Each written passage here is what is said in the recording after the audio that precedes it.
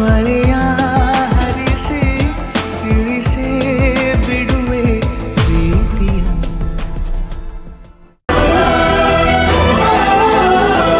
ಎಳೆ ಕೂಸ ಕೊಲ್ಲಕ್ಕೆ ಹೆಂಗ್ ಮನ್ಸ್ ಬಂತು ನಿಮ್ಗೆ?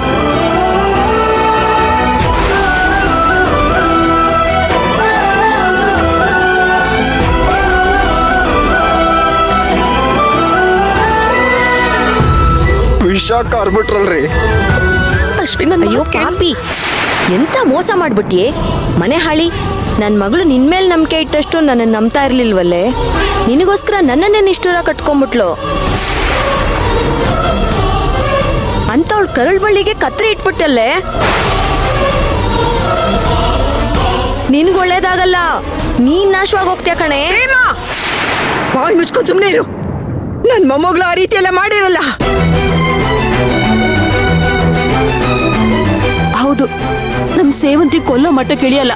ಇಲ್ಲಿ ಖಂಡಿತವಾಗ್ಲೂ ಏನೋ ತಪ್ಪಾಗಿದೆ.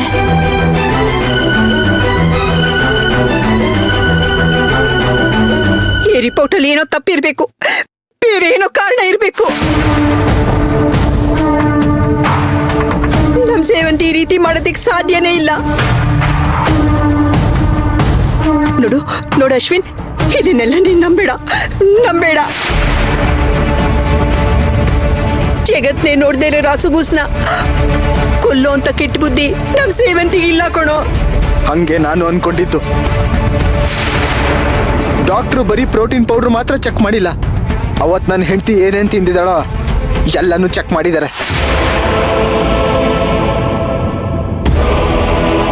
ಪೂಜನ್ ಬಾಡಿಲಿ ಇದ್ದಿದ್ದ ಕೆಮಿಕಲ್ಸ್ಗೂ ಆ ಪ್ರೋಟೀನ್ ಪೌಡ್ರಲ್ಲಿ ಇದ್ದಿದ್ದ ಕೆಮಿಕಲ್ಸ್ಗೂ ಮ್ಯಾಚ್ ಆಗಿದೆ. ಆ ಕೆಮಿಕಲ್ಸ್ ನಿಧಾನವಾಗಿ ಮಗು ದೇಹದೊಳಗೆ ಸೇರ್ಕೊಂಡು ಮಗುನ ಕೊಲ್ತಾ ಬಂದಿದೆ.